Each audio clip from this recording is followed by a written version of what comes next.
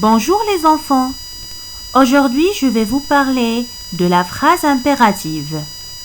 Vous allez donc découvrir quelles sont les astuces pour identifier et utiliser la phrase impérative.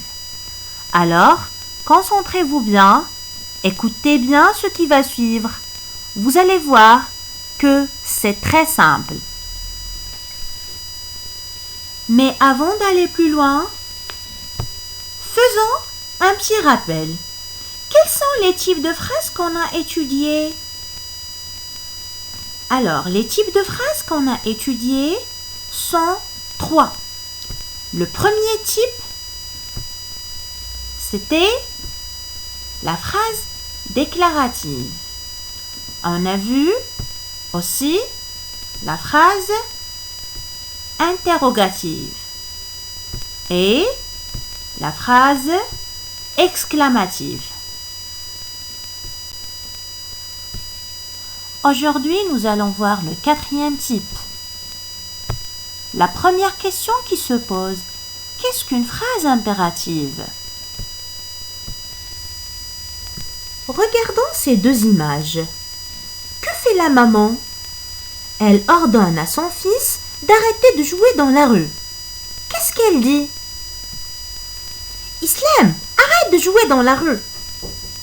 Donc, la phrase impérative peut exprimer un ordre. Prenons la deuxième image. C'est un agent de circulation. Il remarque que plusieurs personnes ne respectent pas le code de la route. Alors, qu'est-ce qu'il nous conseille? Respectons le code de la route. Donc, la phrase impérative peut exprimer un conseil. Prenons la troisième image. Ce sont des enfants qui sortent de l'école, ce sont des écoliers. Ils traversent la rue sans savoir que le feu est vert.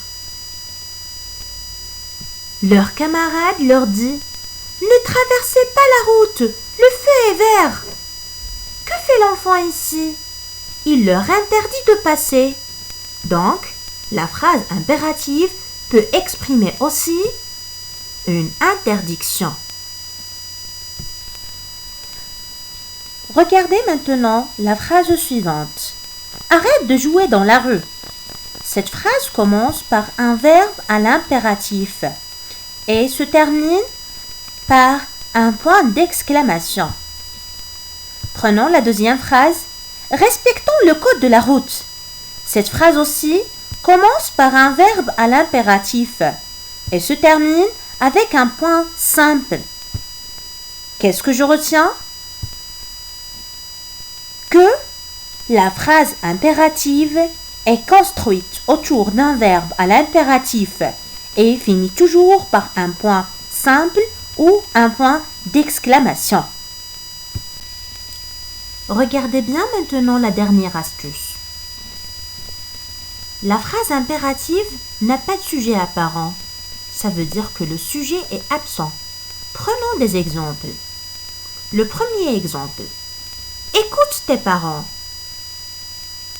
La phrase commence par un verbe à l'impératif. Elle s'adresse à toi, mais je ne dois pas écrire le sujet. Le deuxième exemple, venez ici immédiatement. Aussi dans cette phrase, on a le verbe est conjugué au présent de l'impératif. Elle s'adresse à vous, mais comme vous voyez, je ne dois pas écrire le sujet.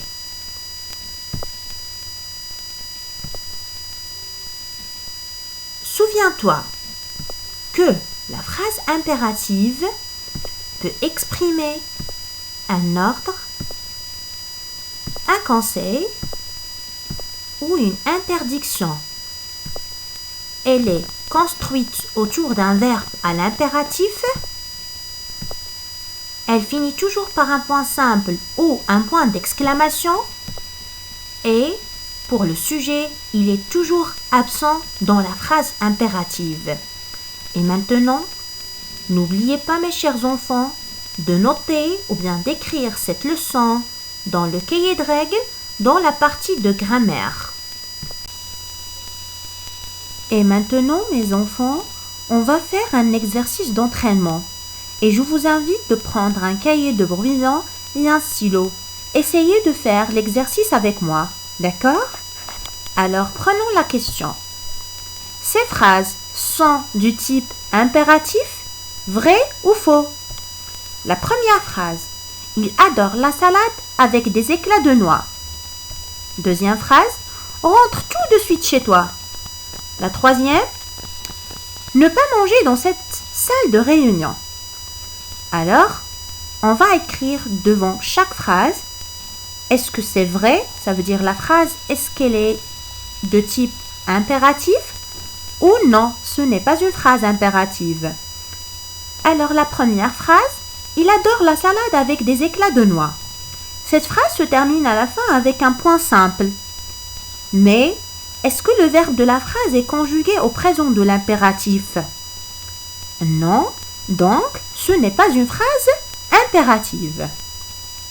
Je passe à la deuxième phrase. Cette phrase se termine à la fin avec un point d'exclamation. Où est le verbe de la phrase? Le verbe c'est rentre. Est-ce qu'il est conjugué au présent de l'impératif? Oui, donc c'est vrai, c'est une phrase impérative. La dernière phrase.